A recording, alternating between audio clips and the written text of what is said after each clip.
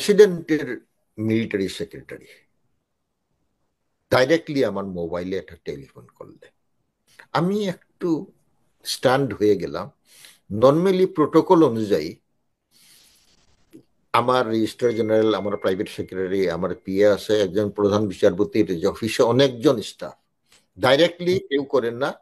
আমাদের ওখানে directly telephone করেন প্রেসিডেন্ট অথবা প্রাইম মিনিস্টার অথবা আইনমন্ত্রী যদি প্রয়োজন হয়, স্যার আমি একটু আসবো কিনা, এই রেড ফোনে, এছাড়া ইয়ে হয় না।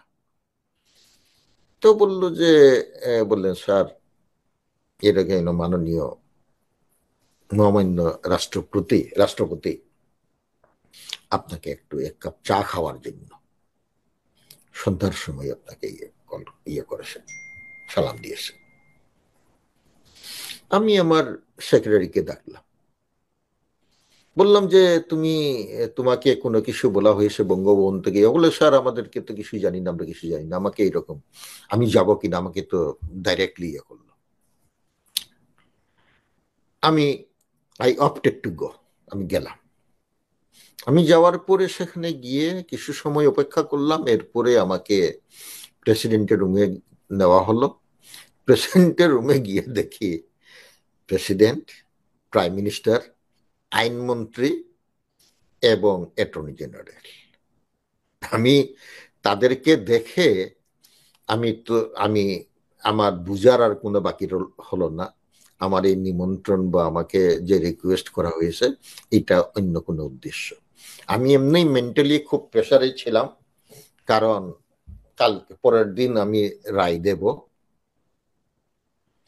যার পরিপ্রেক্ষিতে আমি একটু সময় নিলাম যাতে ইয়ে হয়ে যায়।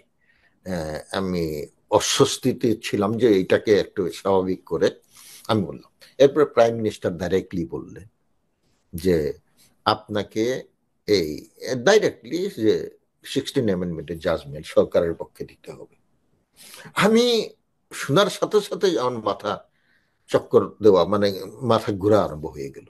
কি বলছে, জীবনে প্রধানমন্ত্রী কোনোদিনই আমাকে রিকোয়েস্ট করে নেই কোনো ব্যাপারে, এই প্রথম উনি আমাকে বললেন।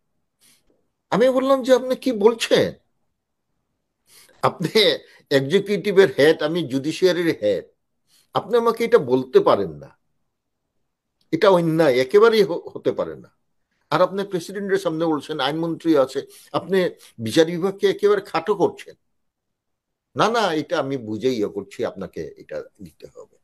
আমি বললাম যে হতে পারে না।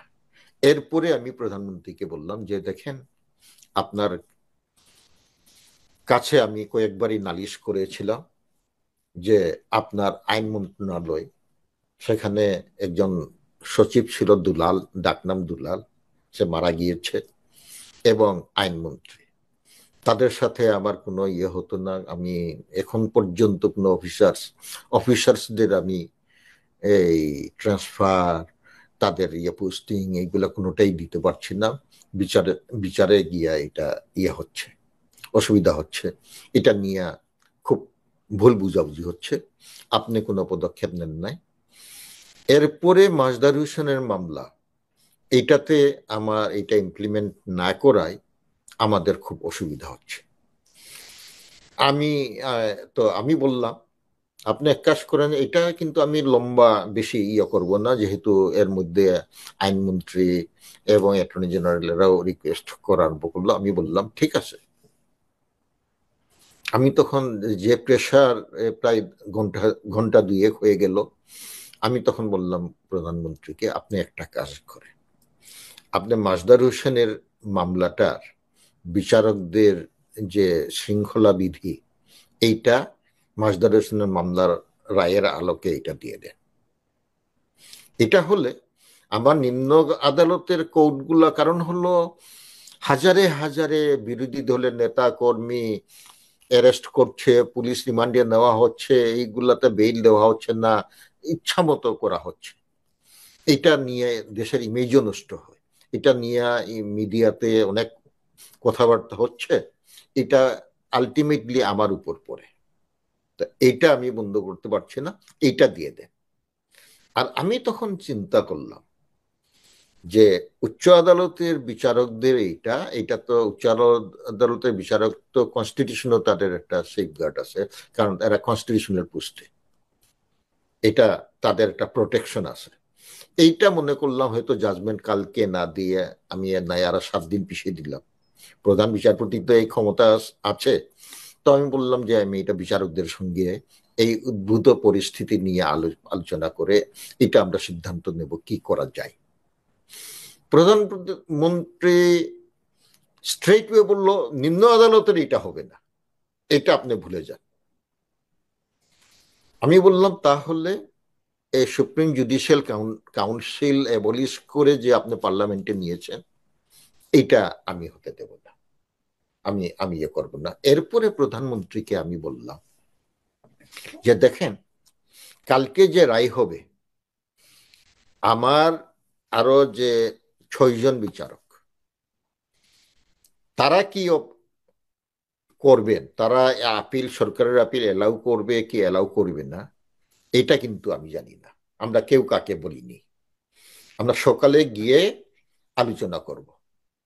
তখন প্রধানমন্ত্রী বললেন আমাকে বাকি 6 জন যদি সরকারের বিরুদ্ধে রায় দেয় আমার কোনো আপত্তি নেই, আমাদের কোনো অসুবিধা নেই, আমরা শুধু চাচ্ছি প্রধান বিচারপতি সরকারের পক্ষে রায়টা দেখ, এরপরে বাকিটা আমরা দেখব। তখন আমি প্রধানমন্ত্রীকে বললাম দেখেন আমার 6 জন বিচারক যদি বলে সরকারের আপিল এলাও হবে, পার্লামেন্টে এইগুলা যাবে, ক্ষমতা দেওয়া হবে, আপনি লিখে রাখেন আমি প্রধান বিচারপতি হিসাবে একা ডিসেন্টিং জাজমেন্ট দেব, I am the last person, আমি দেব না। এইটা আমি একটু উত্তেজিত আকারে বলে ফেললাম। এটা প্রায় 12টা, 12:30 বেজে, 12:30টার মতো হয়ে গেল। আমরা, হ্যাঁ, সন্ধ্যার থেকে 6টার থেকে আমরা কিন্তু আমাদের উত্তেজনা এমন পর্যায়ে চলে গেল, সেখানে ছিল আমরা কেউ, ওখানে চা কফি দেওয়া হয়েছিল প্রথমেই, এরপরে কাকেও এন্ট্রি দেওয়া হয়নি, রুমটা লক ছিল, আমরা কেউ কিচ্ছু